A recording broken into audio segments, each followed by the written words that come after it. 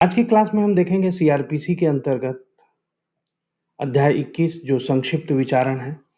तो इसमें हम देखेंगे सांविधिक उपबंध जो है अध्याय 21 में संक्षिप्त विचारण के बारे में। तो देखिए धारा दो इसमें जो संबंधित धाराएं हैं वो धारा 260 से लेकर 265 तक है।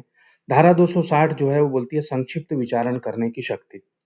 उपधारा 1 इस संहिता में किसी बात के होते हुए भी कोई मुख्य न्यायिक मजिस्ट्रेट सीजेएम, कोई महानगर मजिस्ट्रेट मेट्रोपॉलिटन मजिस्ट्रेट, कोई प्रथम वर्ग मजिस्ट्रेट जे एम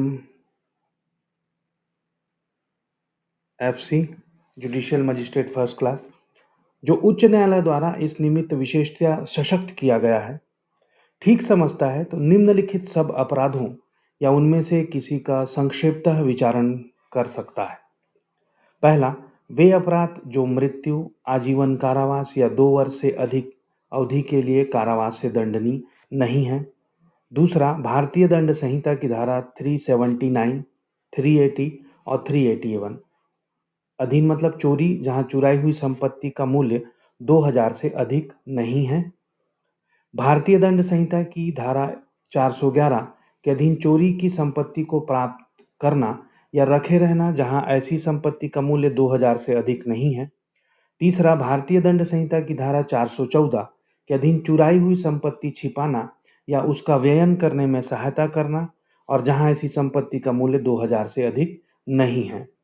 भारतीय दंड संहिता की धारा 454 से 456 के अधीन अपराध और भारतीय दंड संहिता की धारा 504 के अधीन लोक शांति भंग करने को प्रकोपित करने के आशय से अपमान या धारा 506 के अधीन आपराधिक अभित्रास जो ऐसे कारावास से जिसकी अवधि 2 वर्ष तक की हो सकेगी या जुर्माने से या दोनों से दंडित होगा और पूर्ववर्ती अपराधों में से किसी अपराध के दुष्प्रेरण का और पूर्ववर्ती अपराधों में से किसी को करने के प्रयत्न और जब ऐसा प्रयत्न अपराध है और ऐसा कार्य से होने वाला कोई अपराध जिसकी बाबत पशु अतिचार अधिनियम 1871 की धारा 20 के अधीन परिवाद किया जा सकता है। उपधारा 2 देखिए कि जब संक्षिप्त विचारण के दौरान मजिस्ट्रेट को यह प्रतीत होता है कि मामला इस प्रकार का है कि उसका विचारण संक्षेपतः किया जाना अवांछनीय है, तो वह मजिस्ट्रेट किन्हीं साक्षियों को जिनकी परीक्षा की जा चुकी है पुनः बुलाएगा और मामले को इस संहिता द्वारा उपबंधित रीति से पुनः सुनने के लिए अग्रसर होगा। तो ये थी धारा 260 जो बताती है आपको संक्षिप्त विचारण करने की शक्ति। तो किनको किनको है? सीजीएम, मेट्रोपॉलिटन मजिस्ट्रेट और जेएमएफसी को, और ये अपराध दिए गए हैं जिनमें इनका विचारण किया जाएगा। अब देखिए धारा 261 बोलती है कि द्वितीय वर्ग के मजिस्ट्रेटों द्वारा विचारण। तो जुडिशियल मजिस्ट्रेट सेकेंड क्लास के लिए उच्च न्यायालय किसी ऐसे मजिस्ट्रेट को जिसमें द्वितीय वर्ग मजिस्ट्रेट की शक्तियां निहित हैं, किसी ऐसे अपराध का जो केवल जुर्माने या जुर्माने सहित या रहित 6 वर्ष से अनधिक के कारावास से दंडनीय है और किसी अपराध के दुष्प्रेरण या ऐसे किसी अपराध को करने के प्रयत्न का संक्षिप्त विचारण करने की शक्ति प्रदान करता है। तो द्वितीय वर्ग मजिस्ट्रेट को उच्च न्यायालय सशक्त करेगा। और दूसरी चीज यह है कि ये जो द्वितीय वर्ग मजिस्ट्रेट हैं वो संक्षिप्त विचारण किन अपराधों का कर सकते हैं? तो केवल जुर्माने से दंडनीय या जुर्माने सहित या रहित अगर 6 मास से अनधिक के कारावास से दंडनीय है तो, और बाकी इसके ऊपर के 2 वर्ष तक के लिए क्या होंगे? सीजेएम, मेट्रोपॉलिटन मजिस्ट्रेट और जुडिशियल मजिस्ट्रेट फर्स्ट क्लास। तो 260 के अंतर्गत अब देखते हैं धारा 262। तो संक्षिप्त विचारण की प्रक्रिया बताया है। 260 में बताया है कि संक्षिप्त विचारण की शक्तियां,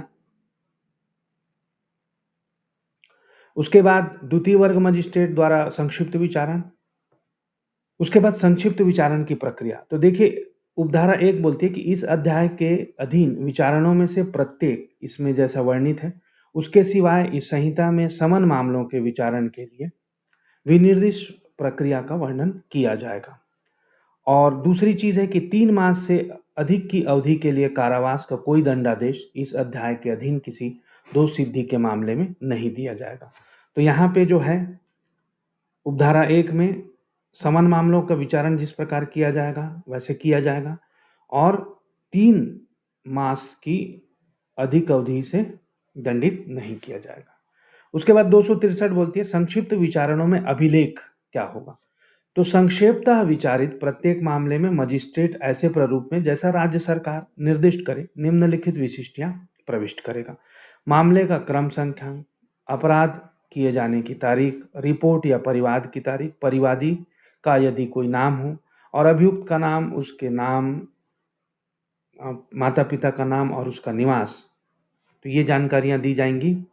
साथ ही वह अपराध जिसका परिवाद किया गया है, वह अपराध जो साबित हुआ है यदि कोई हो, और 260 की उपधारा 1 के खंड 2, 3 और 4 के अधीन आने वाले मामलों में उस संपत्ति का मूल्य जिसके बारे में अपराध किया गया है।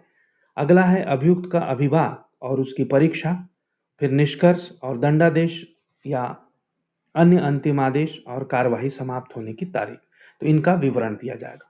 धारा 264 बोलती है कि संक्षेपतः विचारित मामलों में निर्णय।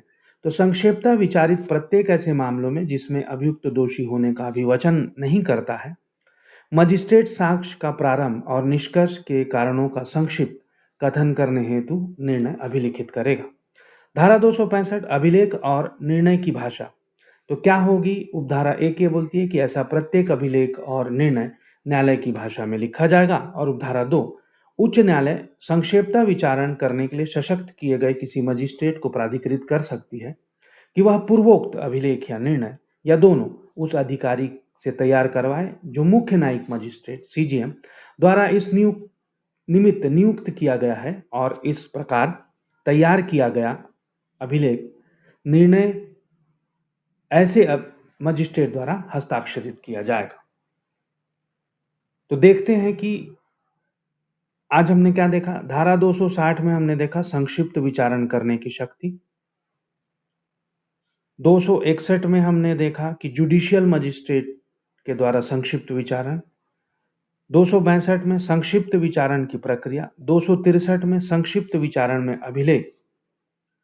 धारा 264 में देखा हमने संक्षिप्त विचारण के मामलों में निर्णय, और अभिलेख और निर्णय की भाषा जो है वो 265 में है। धन्यवाद।